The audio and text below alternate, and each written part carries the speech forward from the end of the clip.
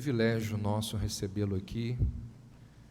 A gente sabe da agenda extremamente corrida dele, de forma que isso é um privilégio, poder, no meio de tantos compromissos que ele possui, estar aqui com a gente. Ele, hoje de manhã, me falou que ele estava pregando e olhou para o celular, e olhou, já era 12:15, e ele tomou um susto.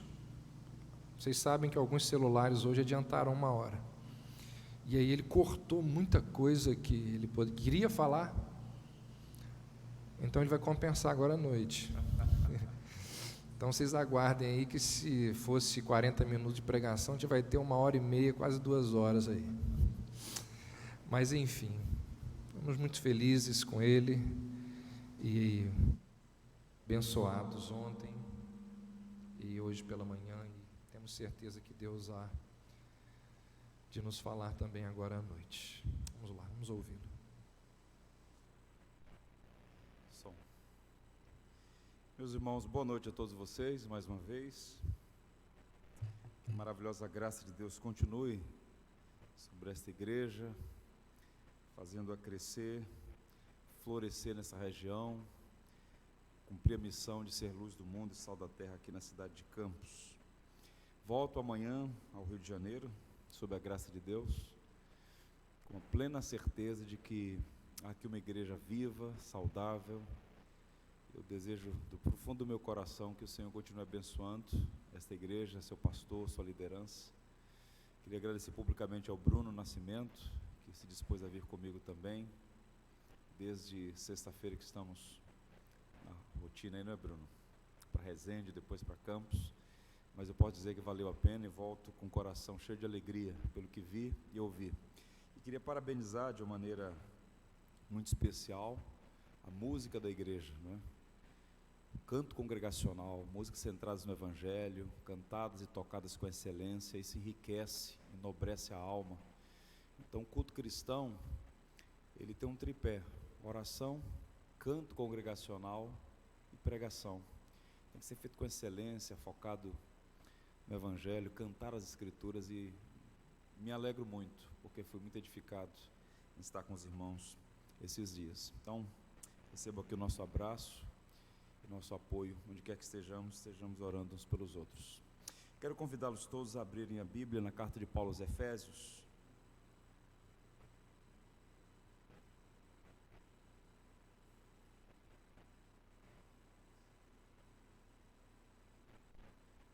Capítulo 5.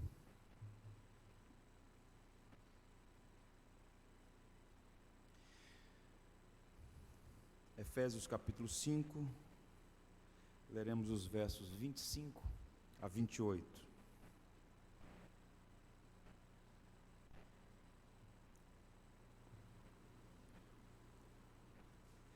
Diz assim então a viva e eficaz palavra de Deus: Maridos, amai vossa mulher, como também Cristo amou a igreja e a si mesmo se entregou por ela, para que a santificasse, tendo-a purificado por meio da lavagem de água pela palavra, para a apresentar a si mesmo igreja gloriosa, sem mácula, nem ruga, nem coisa semelhante, porém santa e sem defeito. Que o Senhor nos abençoe. Uma matéria publicada num jornal, Washington Post, exatamente no dia 8 de abril de 2007, noticiou uma coisa muito interessante que acabou ganhando repercussão internacional. Na cidade de Washington DC, capital daquele país, o que parecia ser apenas mais um artista se apresentando, que é comum nas grandes metrópoles em todo o mundo, mesmo aqui no Rio de Janeiro, nas estações do metrô você encontra artistas se apresentando, tocando algum instrumento, apresentando a sua arte. E então, em uma das estações de metrô de Washington, um homem, relativamente jovem, simples, com um boné, uma camiseta de malha, uma calça jeans, começou a tocar um violino. Ia tocar muito bem, Mas as pessoas passavam e passavam, correndo, com pressa, agitadas, e por alguns minutos, para ser exatos, por 43 minutos, ele tocou algumas peças extraordinárias, e ninguém deu atenção, exceto uma criança que parou, ainda arrastada pela mãe, e ficou observando o artista, e as câmeras foram capturando aquela cena. Quem que estava tocando? Joshua Bell, um famosíssimo, um talentosíssimo artista que toca com precisão, com talento, seu violino. E nas mãos ele tinha um Stradivarius, feito à mão, em 1713, um instrumento avaliado em 3,5 milhões de dólares. Pois bem, das centenas de pessoas que passaram por ali, uma criança e talvez algumas outras pararam para ouvir a beleza da música. E por que razão? Agitadas, apressadas, ensandecidas pela tirania da agenda, elas perderam aquele caríssimo e ao mesmo tempo gratuito espetáculo de sons que alimentam a alma. Qual é o ponto aqui? Infelizmente, muitas pessoas têm olhos, mas não veem. Elas têm ouvidos, mas não ouvem. A ironia é que algumas pessoas, à medida que vão prosperando, vão paradoxalmente empobrecendo também, porque perdem as coisas de maior valor na vida. Elas vão trocando o que é bom, o que é excelente, quero dizer, pelo que é bom. Elas vão invertendo os valores. E isso acontece também, infelizmente, em relação à igreja. Se alguém me perguntasse quais são, se eu pudesse elencar os 5 principais problemas da igreja evangélica brasileira, eu diria que um deles, quiçá o principal, é que uma quantidade expressiva de cristãos, genuínos, sinceros na sua fé, não tem uma visão bíblica do que é ser igreja. Elas frequentam a igreja, elas servem a igreja, elas estão envolvidas com a vida da igreja, elas se afirmam cristãs, mas têm uma visão caricata da igreja. Podemos contar na palma das mãos os cristãos que podem fazer uma síntese bíblica, convincente e consistente do que é uma igreja cristã. Nós perdemos de vista a beleza da igreja. As pessoas hoje trocam de igreja como trocam de roupa, não há mais raízes. Há motivos legítimos e bíblicos, inclusive, pelos quais podemos nos movimentar. No entanto, o que tem acontecido em nosso país de um modo muito triste é que muitos evangélicos não têm uma visão bíblica da igreja, não enxergam a beleza da igreja. Parece que para muitos a igreja é apenas mais uma instituição, para muitos a igreja é mais uma possibilidade, pode ser aqui, pode ser ali, pode ser acolá, e perdem de vista a igreja tal como é apresentada nas Escrituras, como um tesouro, a beleza, a glória da igreja. Eu queria sua atenção para examinar essa passagem que nós acabamos de ler, porque é um texto preciosíssimo.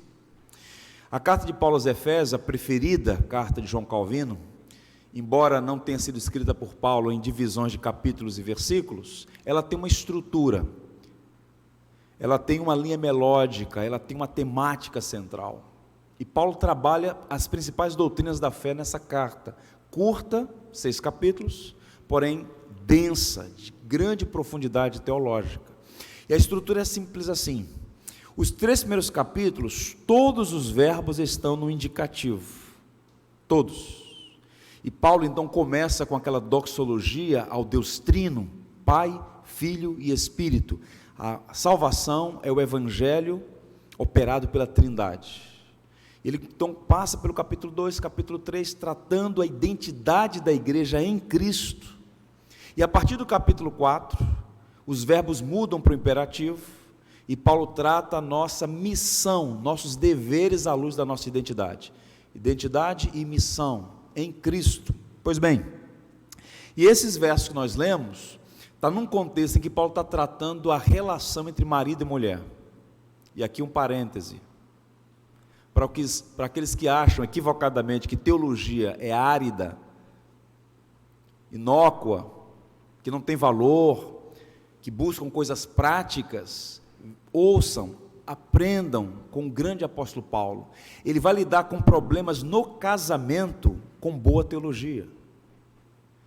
E para dar diretrizes aos homens e às mulheres sobre qual deve ser esta relação entre eles, uma relação que deve fundamentalmente glorificar a Cristo, nosso Redentor, ele então usa o exemplo maior de amor e afeição que pode existir, o amor de Cristo pela igreja, e diz aos homens: vocês têm um dever intransferível, amem as suas mulheres como Cristo amou a igreja. E uma mulher que se sente amada tão intensamente por um homem como Cristo amou a sua igreja, ela se submete a ele, não porque é inferior, não porque é menor, mas porque é uma ordem. Há uma ordem na Trindade, há uma ordem na sociedade, há uma ordem na família, há uma ordem na igreja. Pois bem, e no que Paulo vai falar sobre a relação marido e mulher, ele que está embevecido, cheio do Evangelho, ele transborda o Evangelho e acaba falando algumas verdades sobre a igreja que são absolutamente pedagógicas para recuperarmos a nossa visão, para enxergarmos a beleza da igreja. Eu aprendi a amar a igreja com a minha mãe. E antes de ler os pontos que eu quero tratar, deixa eu lhe dar um breve testemunho. Eu e meu irmão éramos muito novos, crianças ainda, e numa reunião familiar, parentes vindo de vários estados, na casa dos meus avós, um tio meu que por variadas razões estava muito entristecido, chateado, com alguns problemas relacionados à igreja, ele começou a tecer comentários depreciativos, desnecessários e até blasfemos em certo sentido. E minha mãe então separou a mim e o meu irmão e disse assim: olha, o que o tio de vocês acabou de dizer não deve ser considerado.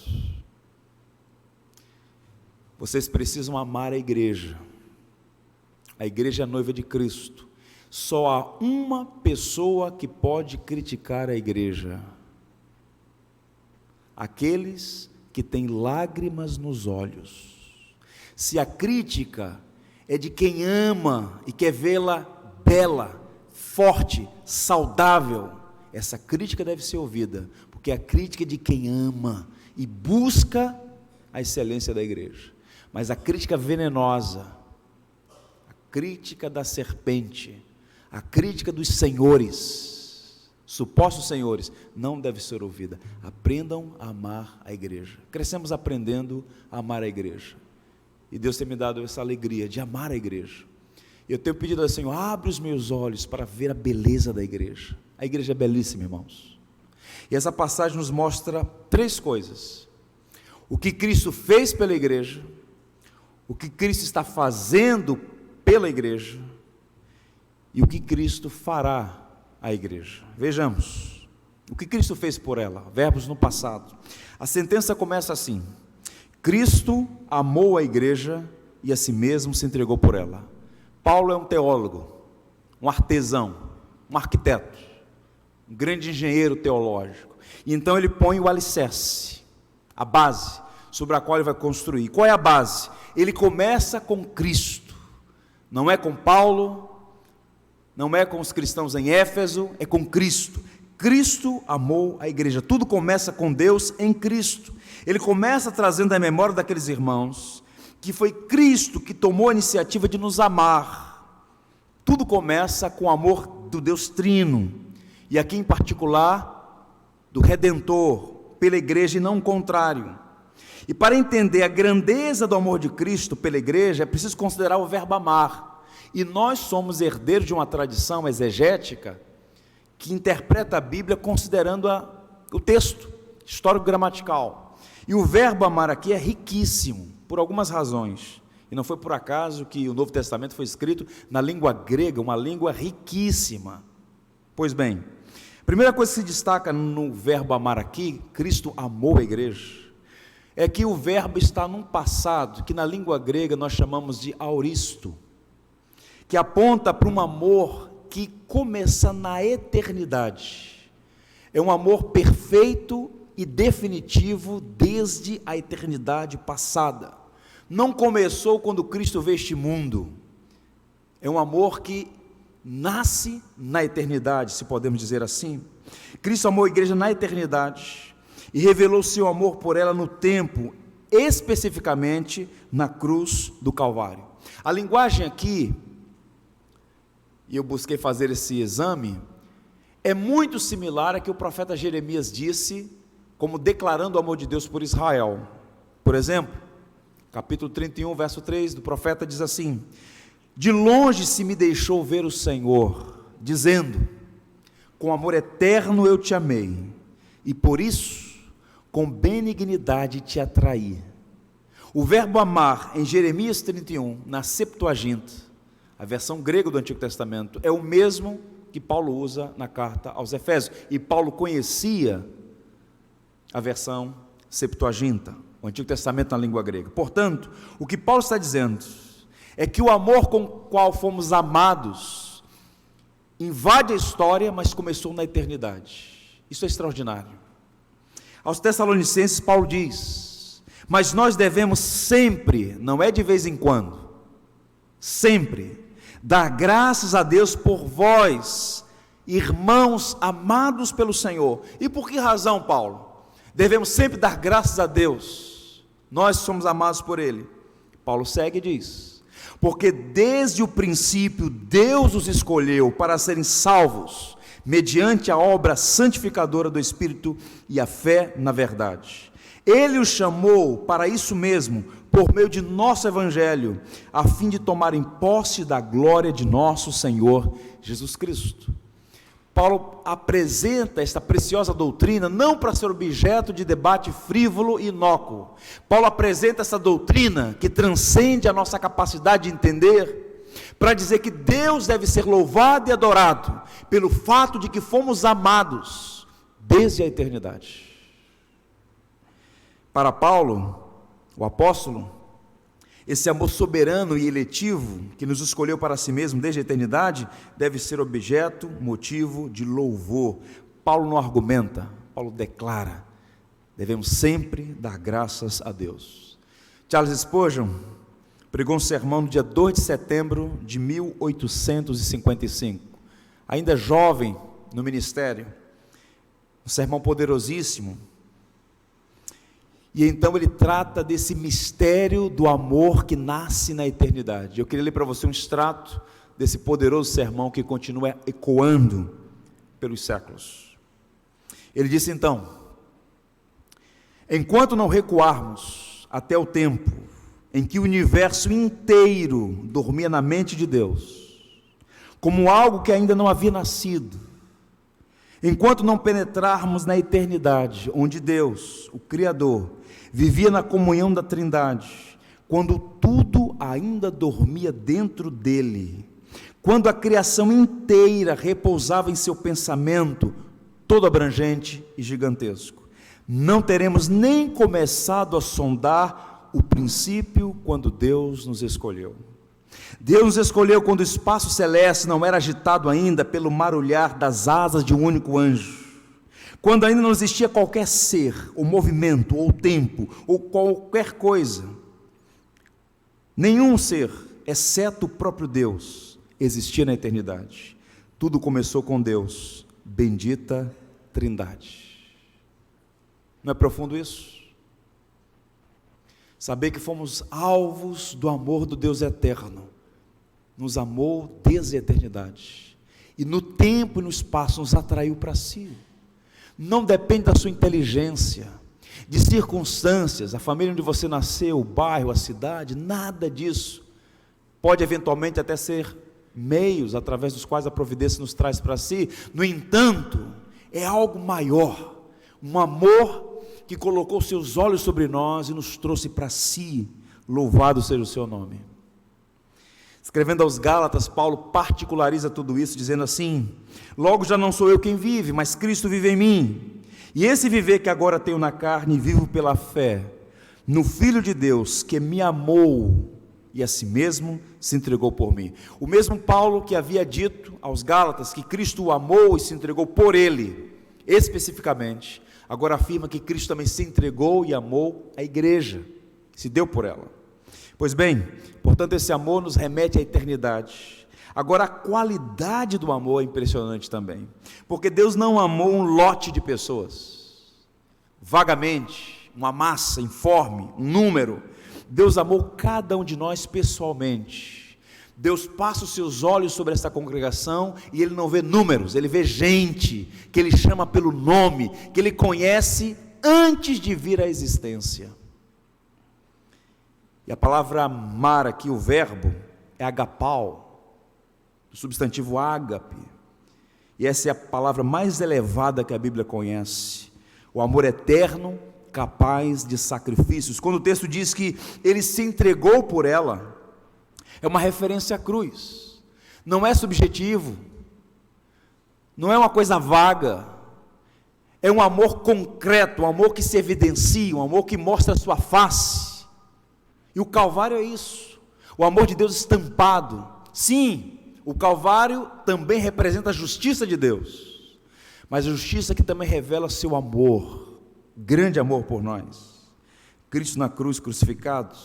E a carta inteira, Paulo menciona a redenção pelo sangue, o entregar-se, aquela morte de cruz, o entregar-se vicariamente. Aos Efésios, no capítulo 1, verso 7, Paulo diz: no qual temos a redenção pelo seu sangue, a remissão dos pecados, segundo a riqueza da sua graça.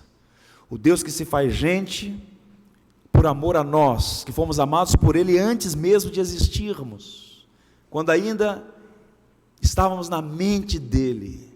Ele então se entrega naquela cruz, mostrando o seu grande amor por nós, um amor que nos constrange.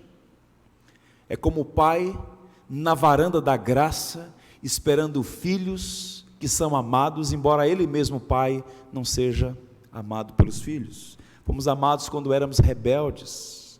Aos Efésios, no capítulo 2, coração da carta, Paulo diz: porque pela graça sois salvos mediante a fé. Isso não vem de vós, é dom de Deus, não de obras para que ninguém se glorie, pois somos feitura dele, criados em Cristo Jesus para as boas obras, as quais Deus preparou de antemão para que andássemos nelas. E o verso 11 diz: portanto, lembrai-vos de que outrora vós, gentios na carne, chamados incircuncisão, por aqueles que se intitulam circuncisos na carne, por mãos humanas, naquele tempo, qual era o nosso estado?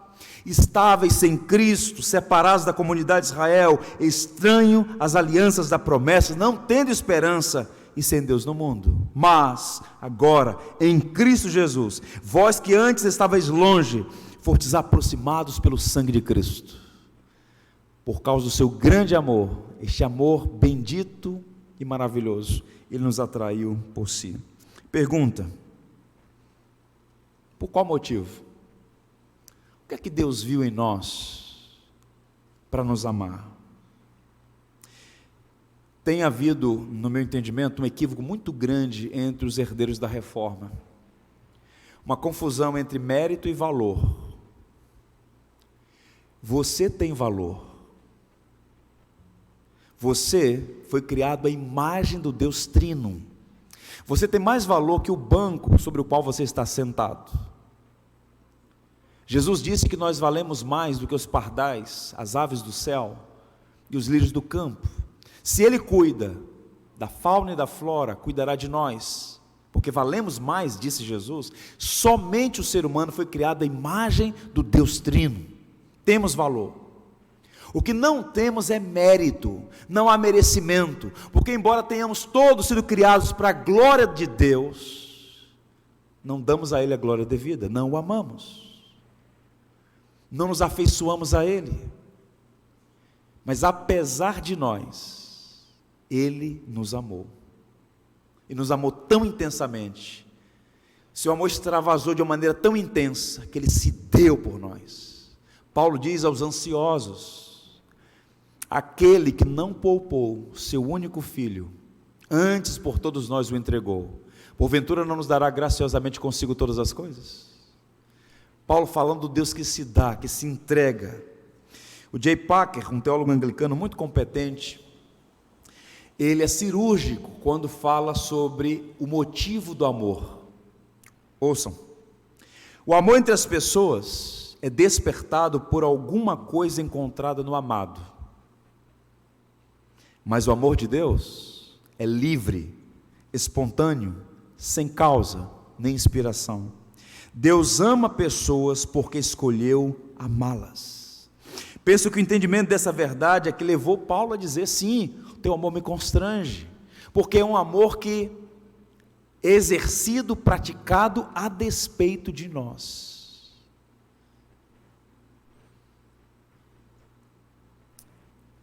Esse amor nos constrange, ou deveria nos constranger. Deveríamos ficar na ponta dos pés em louvor a Deus, em gratidão a Deus. Ou como disse João, nós o amamos porque Ele nos amou primeiro. Então o que Cristo fez pela igreja? Ele amou a igreja desde a eternidade e se entregou por ela no tempo e no espaço.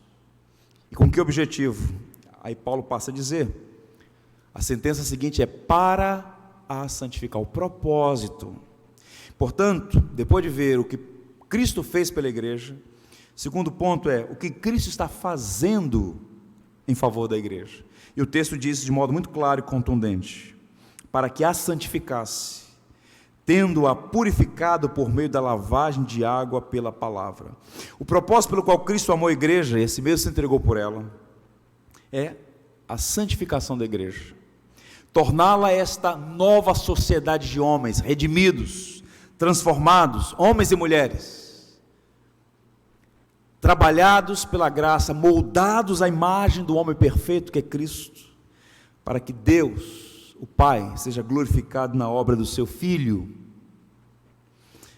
Observe, perdoar a pessoa, libertando-a da condenação, não é o fim. O que é uma igreja cristã? Uma comunidade de pecadores redimida, lavada no sangue de Cristo, perdoada os seus pecados, justificada, sim, mas isso não é o fim. Deus não nos salvou apenas, Deus não nos perdoou apenas. O propósito maior desta obra é que nós sejamos restaurados a uma condição superior à de Adão, como eu vou mencionar aos irmãos. A justificação, isto é, o que Deus fez, não pode ser separado da santificação, o que Deus está fazendo. Os puritanos ingleses tinham uma dinâmica, uma ilustração muito interessante, para mostrar o verbo salvar nos 3 tempos. Se alguém lhe perguntar: você é salvo? Você pode dizer que foi salvo, está sendo salvo e será salvo. E os puritanos explicavam isso da seguinte maneira: o homem está perdido pelos seus próprios delitos e pecados, morto, inabilitado para salvar a si mesmo, como um cadáver numa tumba, não pode dar vida a si mesmo. Mas esses cadáveres, alguns deles, não por mérito, mas por ser alvo de uma graça soberana, livre e merecida, são tirados desta tumba, e as linguagens são variadas para explicar esta grandiosa salvação, como diz o autor aos Hebreus. Então Deus justifica essa pessoa, tirando-a do inferno. Isso é um ato único e irrepetível, já está salvo. Pegue, por exemplo, o ladrão, um deles ao lado da cruz: Senhor, lembra-te de mim quando entrares no teu reino. Ao contrário do outro que não foi quebrantado: hoje mesmo estarás no paraíso comigo. Aquele homem foi salvo, seu corpo desceu à sepultura, mas naquele mesmo dia já estava com o Senhor na glória. Não foi à igreja, não contribuiu, não evangelizou, não fez boas obras, nada, mas o seu arrependimento ficou evidente, a graça salvadora alcançou. Justificação, um ato único e irrepetível. Mas o processo de santificação, se Deus agora nos tirou do inferno, a santificação é um processo pelo qual Deus tira o inferno de dentro de nós. é uma modelagem do nosso caráter e imagem de Cristo. Devemos orar como Davi, no Salmo: Senhor, derrama a tua luz nas minhas trevas. Há trevas em nós, há nódoas em nós, há resíduos de Adão em nós. Você que foi alvo deste amor eterno, maravilhoso, revelado naquela cruz, você foi tirado das trevas para a luz. Agora Deus, pela ação do seu Espírito, está tirando as trevas de dentro de você. Porque, conforme eu costumo dizer, se os nossos pensamentos fossem projetados nessa tela, dificilmente voltaríamos aqui. Sejamos honestos. Então estamos nesse processo de santificação, e no futuro, naquilo que os teólogos chamam de glorificação, o inferno será uma possibilidade. Nesse sentido, como dizia Agostinho, nós seremos melhores do que Adão, porque Adão podia pecar e não pecar. Na eternidade, pecar será impossível. 1 Coríntios 15, os salvos, redimidos, glorificados, serão revestidos de imortabilidade e incorruptibilidade. A corrupção não será mais possível. Perfeitos, a imagem de Cristo. E Efésios 2:7 diz que nos séculos vindouros, Deus mesmo vai apresentar os redimidos como uma espécie de troféus da graça. O que o pecado arruinou, desfez, destruiu, a graça, o evangelho refez. E Deus vai exibir diante de todo o universo a igreja como a obra-prima das suas mãos. Somos feitura dele, poema, obra de um artesão que soberanamente, contra tudo e contra todos, o Deus que não pode ser frustrado em seus desígnios, está operando esta obra em nossas vidas. Fomos salvos, estamos sendo salvos e seremos salvos. Veja, por exemplo, a linguagem de Paulo a Tito, o jovem pastor na ilha de Creta: aguardando a bendita esperança e a manifestação da glória de nosso grande Deus e Salvador Jesus Cristo, o qual a si mesmo se deu por nós, a mesma linguagem, o Deus que se entrega por nós, propósito, a fim de remir-nos de toda iniquidade e purificar para si mesmo um povo exclusivamente seu, zeloso de boas obras. Então, Paulo está falando que a igreja, a verdadeira igreja de Cristo, está na expectativa do retorno triunfal do Cristo vivo.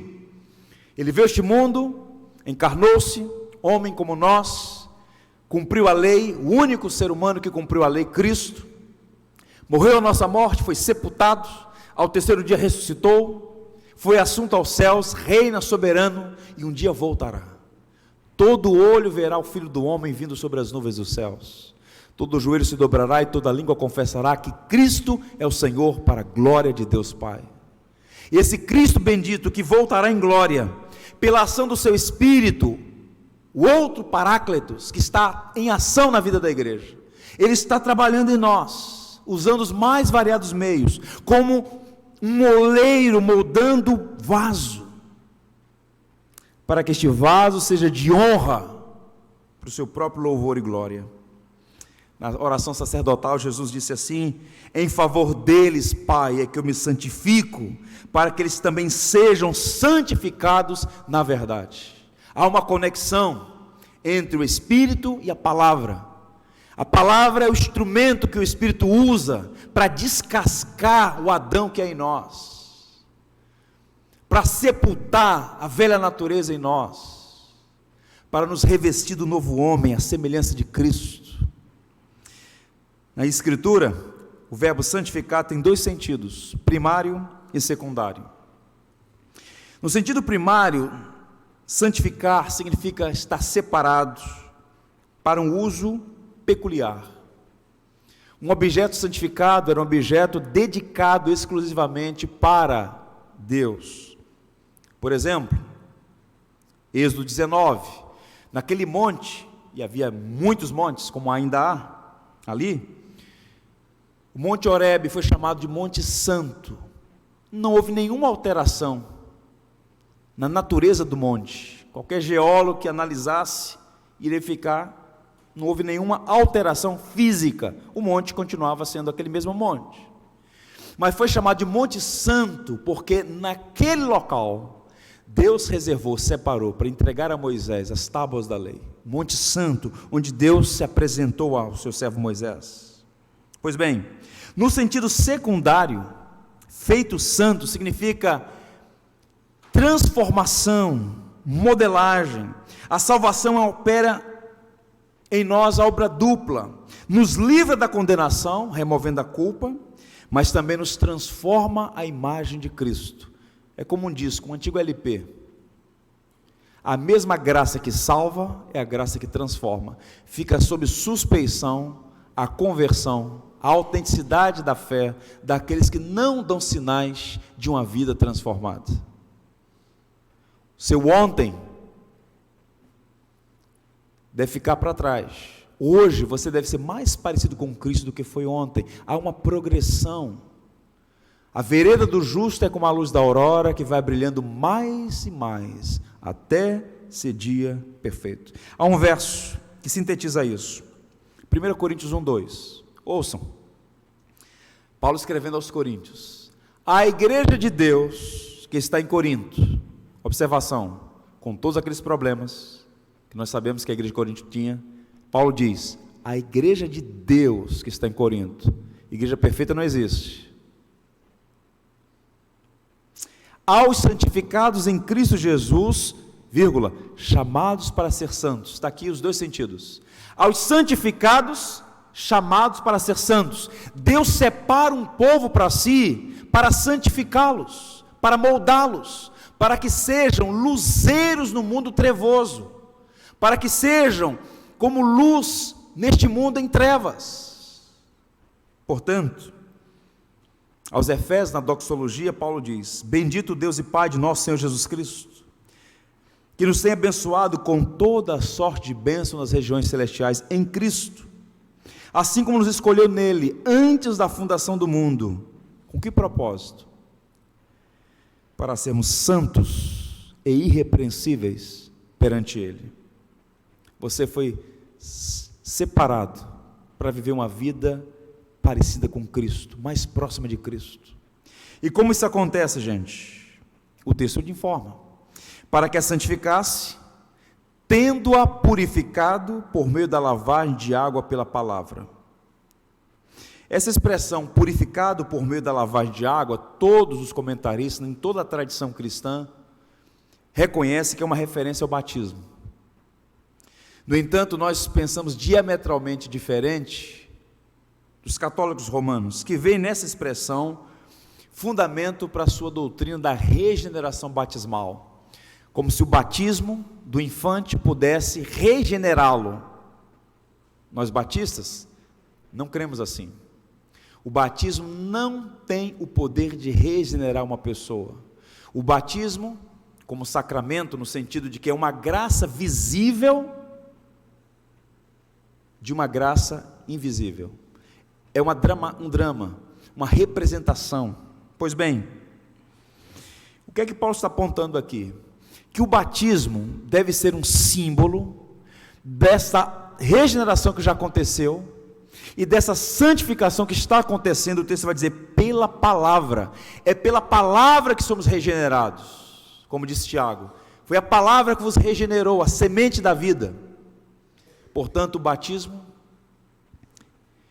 embora seja uma ordenação e todos os cristãos genuínos devam se submeter ao batismo em nome do Deus Trino, um batismo público, essa referência aqui é a santificação que a palavra opera. Lutero, por exemplo, pregando na carta aos Efésios, disse o seguinte: pensei que o velho homem tinha morrido nas águas do batismo, mas descobri que o infeliz sabia nadar. Agora tenho que matá-lo todos os dias. É um processo, não é salto prodigioso. Há dias que é possível, fazendo um exame da nossa própria vida, temos até dúvidas sobre a nossa conversão. Senhor, como é que eu pude fazer isso? Como é que eu pude pensar isso? Como é que eu pude negligenciar isso? A vida de um santo é a obra de uma vida inteira. Deus nos salva e agora está nos salvando processualmente. E este processo depende muito, e nesse sentido uma sinergia, de utilizar com diligência os meios de graça. Ore mais, leia a palavra, esteja em comunhão com pessoas santas, piedosas. Evite tudo aquilo que possa contaminar sua alma. Nós precisamos, como diz o autor dos Hebreus, seguir a paz com todos e a santificação, sem a qual ninguém verá o Senhor. O que ele está dizendo? Que nós podemos comprar a salvação? Não, que o verdadeiro salvo, os eleitos de Deus, buscam ser parecidos com Cristo. Pois bem, caminhando, nós precisamos pedir a Deus que nos molde a imagem de Cristo. Deixa eu lhes contar uma história que sintetiza isso, ilustra bem isso. Estado de São Paulo, alguns anos atrás, ouvi esse testemunho na cidade de São Paulo.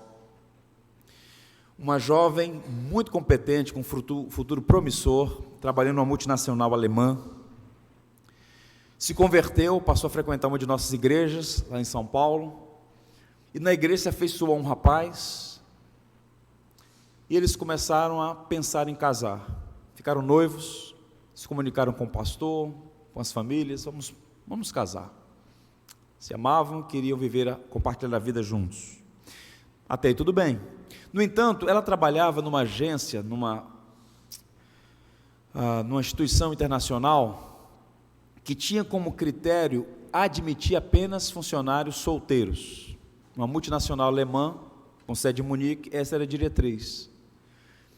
E então, o amor dela pelo noivo era maior do que o amor dela pelo emprego. Vou deixar o emprego, vamos seguir a vida, Deus vai nos abençoar, teremos outras oportunidades. E então, ela procurou a gerência, o diretor da empresa, com a carta demissória em mãos, falou: olha, o senhor já deve ter ouvido falar, eu sou cristã, conheci uma pessoa, vou me casar, e eu tenho aqui 2 cartas.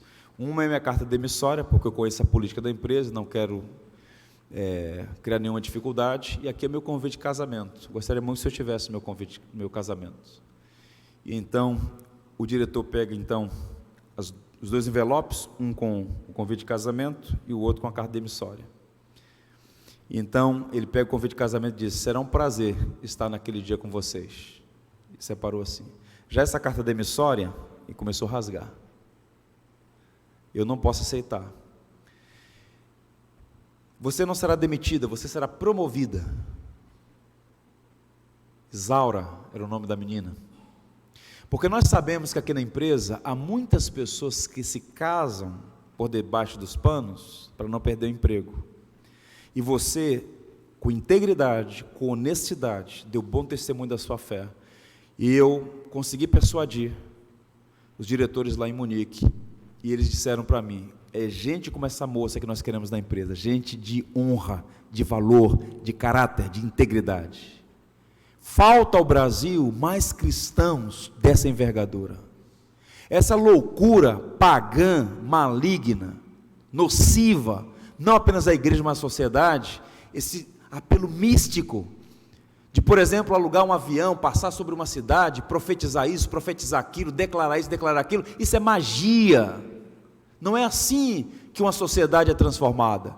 Uma sociedade é transformada quando cada cristão exprime, revela a beleza de Cristo, o poder do Evangelho. O Evangelho não é firula filosófica, o Evangelho é um poder do alto, que vem ao nosso encontro, e apesar de nós, nos transforma de glória em glória, molda o nosso caráter, vence os nossos vícios, nossos maus hábitos, mexe nas nossas feridas, sara a alma, ou como disse o salmista no Salmo 19, a lei do Senhor é perfeita e restaura a alma, restaura, transforma. Portanto, que o Senhor nos ajude a ser mais parecidos com Cristo, irmãos, para que sejamos uma espécie de vitrine da graça, do poder de Deus em ação. Lutero dava uma recomendação aos membros da sua igreja, e eu quero dar aos irmãos também essa recomendação pastoral. Sempre que você lavar o rosto de manhã, lembre-se do seu batismo, a quem você pertence, vá e viva de acordo. Trazer à memória quem somos, comprados pelo precioso sangue de Cristo. Não pertencemos a nós mesmos. Primeiro, fomos criados por Ele e para Ele. Segundo, fomos comprados pelo sangue do seu Filho. Não foi com ouro, prata ou coisas perecíveis, mas pelo sangue do precioso Cordeiro de Deus. Portanto, vivamos para a glória do nosso Redentor. Terceiro, o que Cristo fez? Amou a igreja e a si mesmo se entregou por ela. O que Cristo está fazendo? Santificando-a por meio da palavra e do seu Espírito. E agora o que Cristo fará? Observe a última parte do texto. Para apresentar a si mesmo, igreja gloriosa, sem mácula, nem ruga, nem coisa semelhante, porém santa e sem defeito. Uma leitura cuidadosa do texto apontará para o fato de que o propósito final, o propósito último dessa redenção maravilhosa, que nos encanta, que nos aquece o coração, é para que o próprio Cristo apresente a si mesmo, primeiramente, a igreja gloriosa. Essa expressão aparece aqui de uma maneira muito intensa, é uma expressão belíssima. O objetivo imediato é nos santificar, o objetivo final é a glorificação, quando Cristo apresentar a igreja. E que é a igreja? Pessoas, indivíduos, de todas as nações, tribos, línguas e raças, como disse João, essa multidão que ninguém pode enumerar, em pé diante do Cordeiro, com vestiduras brancas, dizendo: ao nosso Deus pertence a salvação. A igreja redimida e glorificada, a maior glória que alguém pode ter é estar naquela reunião. Os bens que Ele nos dá, as oportunidades que Ele nos dá, o tempo, os recursos, tudo deve ser norteado por esse fim último. Quando você comparecer diante de Deus, diplomas, escrituras, saldo bancário, realizações, essas coisas todas que têm o seu valor, não farão nenhuma diferença naquele grande dia. O que fará diferença é se você recebeu o dom da justiça, se você tem sobre si o sangue de Cristo, se você tem as vestiduras brancas, uma justiça que vem de fora, que você não conquistou, mas como mendigo abriu as mãos e recebeu gratuitamente no amado.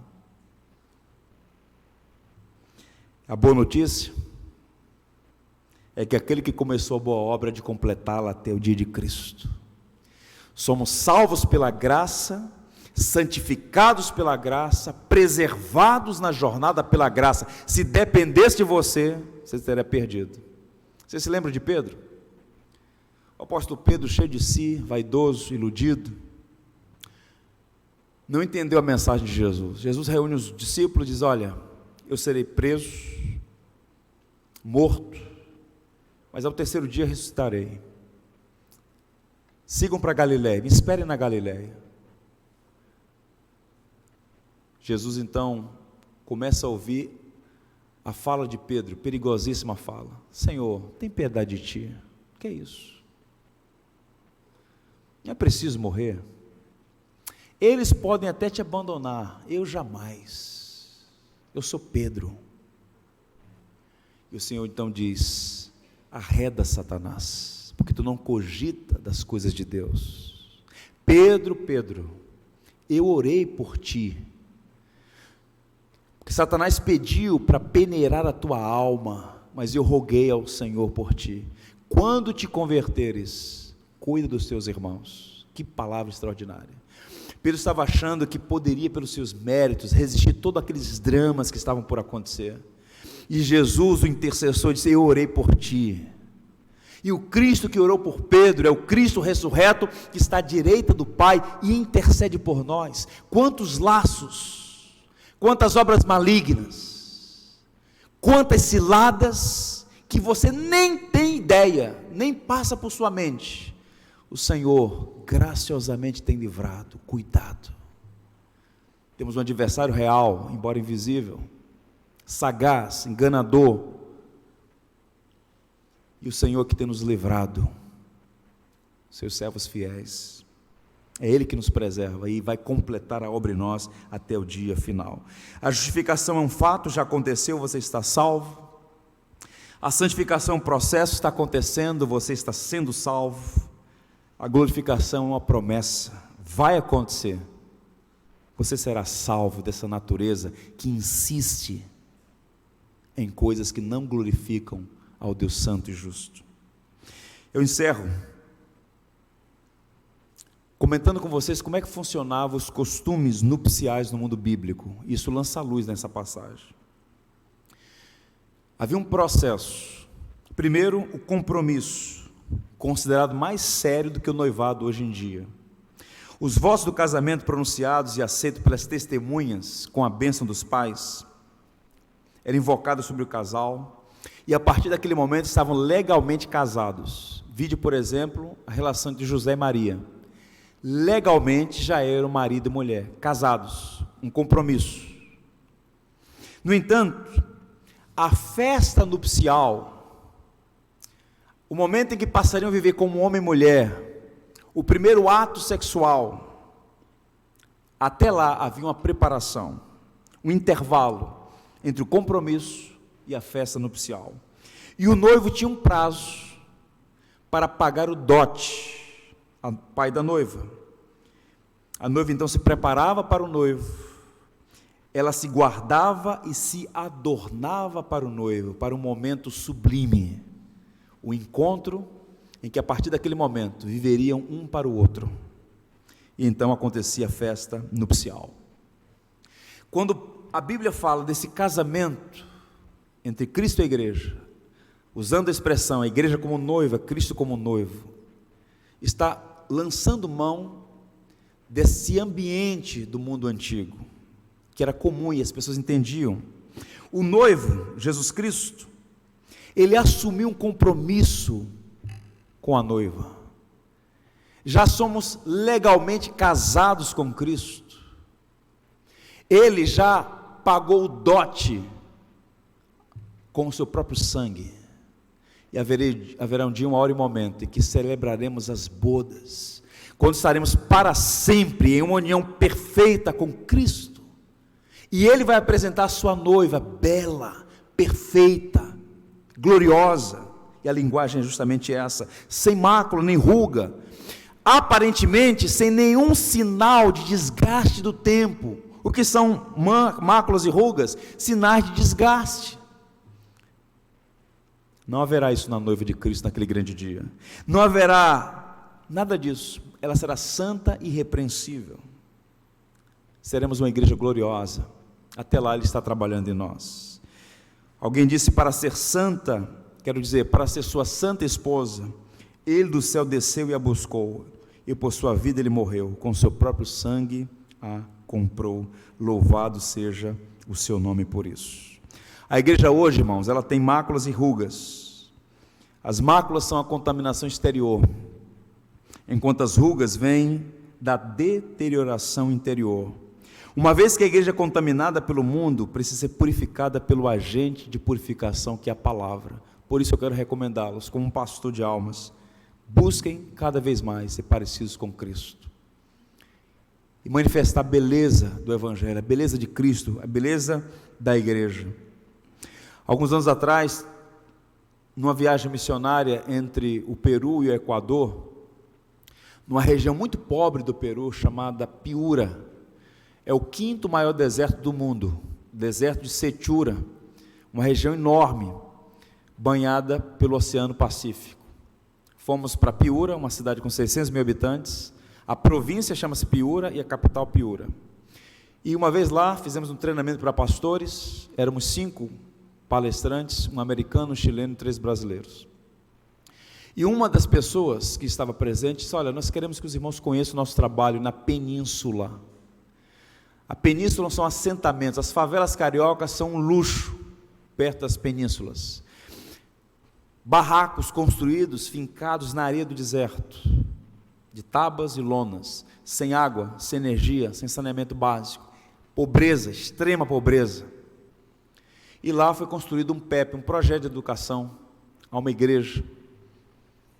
e conhecemos esse trabalho lá. E um dos obreiros, terminando o culto na congregação, na igreja, simples, mas um culto muito vivo, muito alegre, a presença de Deus naquele lugar, ele falou: pastor, nós queremos que vocês fossem à nossa casa, tomar um café conosco, seria uma honra para nós, para mim e para a minha família. E fomos. Chegamos na casa, uma casa simples, muito simples. Ele colocou uma mesa, colocou algumas coisas para nós tomarmos café, sentamos à mesa, constrangidos pela receptividade, pela bondade daquela família. Ele, a esposa e os 3 filhos. Ele começou a compartilhar. Eu era um bêbado, sem nenhuma expectativa, perdido, arruinado. O Evangelho me alcançou, me transformou. A minha maior alegria é ser membro da Igreja de Cristo, servi-la. E eu tenho passado isso para minha esposa e meus filhos, na sala da casa dele assim, tudo organizadinho, uma sistemática do Wayne Grudem. Ele catequiza a família com um livro de teologia sistemática do Grudem. Ele trabalha 12 horas por dia para ganhar o equivalente a R$700.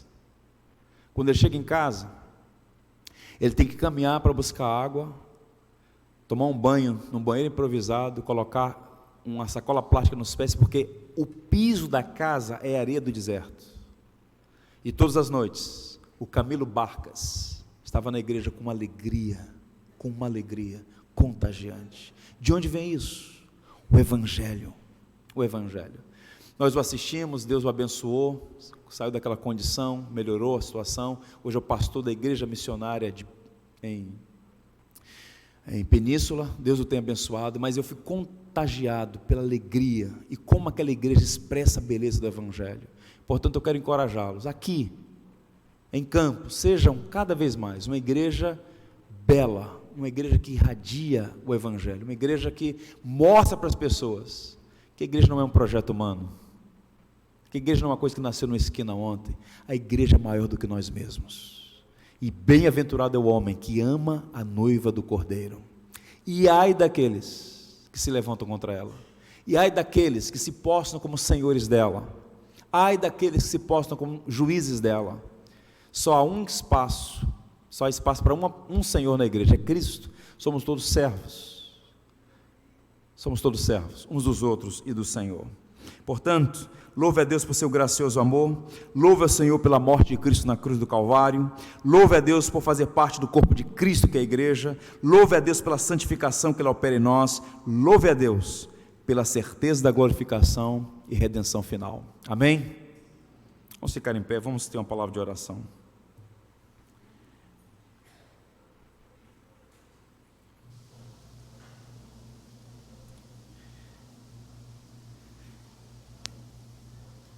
Senhor, nós te damos graças e bendizemos o teu santo nome, porque de uma maneira inexplicável fomos amados desde a eternidade. Amor bendito e maravilhoso, amor que nos constrange, amor que invadiu a história e se entregou naquela cruz por nós. Nós louvamos o teu nome pelo nosso bendito Rei Redentor. Te louvamos porque Cristo se deu por nós naquela cruz, mostrando a grandeza, a beleza do seu amor pela igreja. Aqui nós estamos nessa peregrinação, saindo da cidade da destruição para a cidade celestial. Há riscos no caminho, há perigos, há ciladas, há resíduos da velha natureza em nós. Ó Deus, tem compaixão, perdoa os nossos pecados, santifica-nos na tua palavra, que o teu Santo Espírito continue a obra que começou em nós. Derrama a tua luz nas nossas trevas, santifica nossa mente, nosso corpo, nossas emoções, lava-nos de toda iniquidade e impureza, cura relacionamentos partidos, feridos, arranca pelo poder do Evangelho qualquer raiz de amargura e ajuda-nos a viver como seres livres pela graça de Cristo, mostrando a todos que o Evangelho é o poder de Deus. Estampa diante dos nossos olhos a eternidade. Estamos caminhando para a eternidade. para o encontro glorioso e triunfal com Cristo ressurreto. Ajuda-nos a ter essa viva esperança: verei meu Redentor. Que esse seja o ardente desejo de nossa alma, ver o amado de nossa alma, ver aquele que nos amou tão intensamente que por nós quis morrer. Até lá, ajuda-nos, Senhor, ajuda-nos, abençoa esta igreja, sua membresia, seus líderes, seus desafios, suas fraquezas, suas limitações. Concede graça e acrescenta os salvos a esta igreja, que ela possa continuar sendo bênção neste bairro, nessa cidade. Oro pelo pastor Davi e sua família, que jamais lhe falte o óleo sobre a cabeça e que suas vestes sejam sempre brancas diante de ti, de modo que ele pregue com fidelidade e no poder do teu Santo Espírito. Cerca o teu servo de pessoas amáveis, leais, generosas, intercessoras, de modo que essa igreja continue crescendo para a tua glória e para a nossa alegria. Aquele que é poderoso para vos guardar de tropeços e para vos apresentar com exultação, imaculados diante da sua glória, ao único Deus, nosso Salvador, mediante Jesus Cristo, Senhor nosso, glória, majestade, império e soberania, antes de todas as eras, e agora e por todos os séculos. Amém.